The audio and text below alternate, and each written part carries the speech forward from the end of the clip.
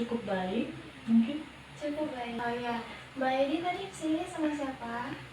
Saya diantar teman. Ya, kalau boleh tahu Mbak, Mbak sekarang masih mahasiswa atau pekerja? Saya mahasiswa. Mahasiswa. Selain dari mahasiswa, kegiatan apa lagi yang Mbak? Saya juga aktif di organisasi internal maupun eksternal. Saya juga punya bisnis UMKM di tempat saya. Oke, baik Mbak, sebelumnya karena Mbak udah datang ke sini, berarti Mbak lagi mengalami masalah ya, lagi mengalami kesulitan. Sebelum itu izin saya mau nanya, Mbak, apakah udah tahu tentang konseling ini gimana? Kalau tahu sih udah ya, cuma mungkin nggak sedalam mbaknya. Saya juga pernah baca tentang konseling, apa itu konseling, dari internet maupun dari buku. Kadang saya juga kesehariannya kalau di kampus juga sering baca buku random. Kalau lagi baca buku konseling atau yang lainnya. Oh ya, jadi Mbak juga sudah mengenal ya apa itu namanya konseling dan lain sebagainya. Nah, karena Mbak juga sadar karena Mbak lagi mengalami masa kesulitan Mbak. Jadi Mbak ingin mencari orang yang tepat untuk membantu dalam menyelesaikan masalah Mbak. Dan akhirnya Mbak datang ke sini. Oke, jadi saya terima juga. Berarti Mbak sudah mempercayai saya untuk membantu menyelesaikan masalah Mbak. Sebelum itu, di pertemuan kita pada hari ini, saya kasih waktu untuk Mbak menyampaikan masalah Mbak kepada saya selama sekitaran 30 menit. Selebih dari itu, kita anggap selesai. Ya Mbak? Mbak setuju? Oke, baik Mbak. Karena kontrak kita tadi sudah disepakati bahwa kita akan melakukan 30 menit dalam berkonseling ini.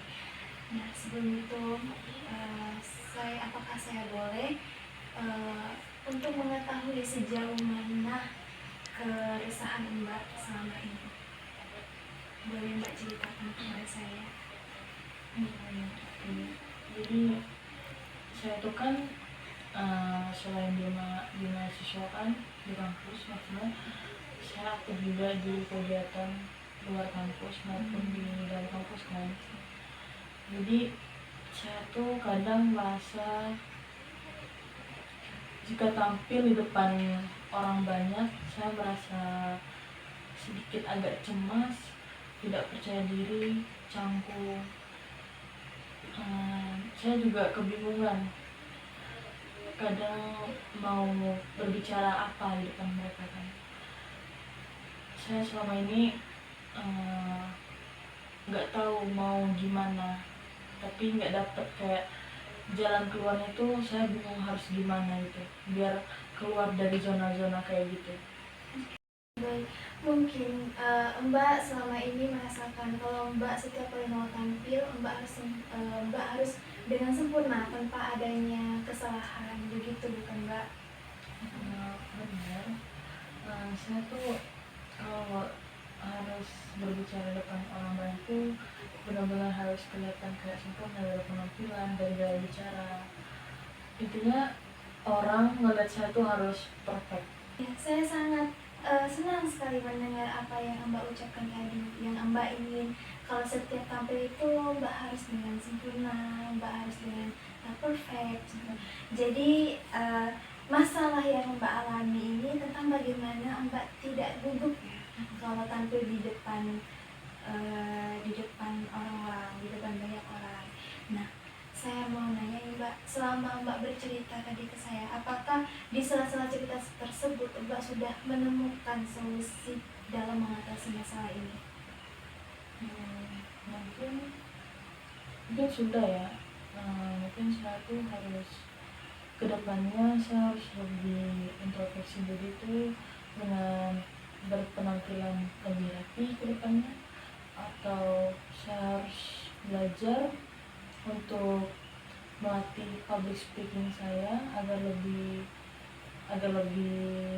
tidak merasa cemas. Mungkin itu solusi.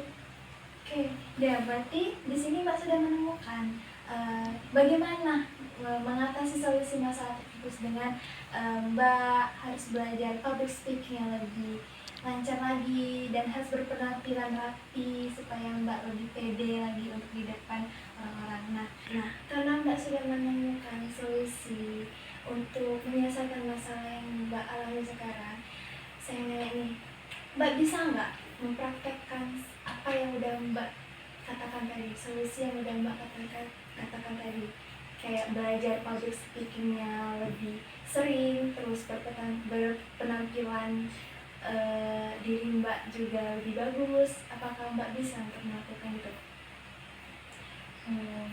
Mungkin kalau saya punya niat untuk berlatih terus ya, agar meminimalisirkan kejadian-kejadian kayak gitu tuh, mungkin saya bisa, tapi saya juga butuh waktu. Mungkin itu. Oke, baik. Berarti Mbak sudah tahu ya apa masalah Mbak dan juga solusinya bagaimana dalam mengatasi masalah tersebut. Nah Mbak, karena waktunya kita juga sudah hampir selesai, ya saya sangat berterima kasih Mbak sudah mempercayai saya untuk membantu Mbak dalam mengatasi masalah Mbak. Dan kalaupun misalnya cara ini juga tidak akan berhasil, Mbak boleh datang ke sini lagi. Nanti Mbak bisa kontak saya kapan jadwal ketemunya gitu. Nanti kita menyesuaikan jadwalnya ya Mbak. Kalau gitu saya sebagai konselornya Mbak, saya ucapkan terima kasih karena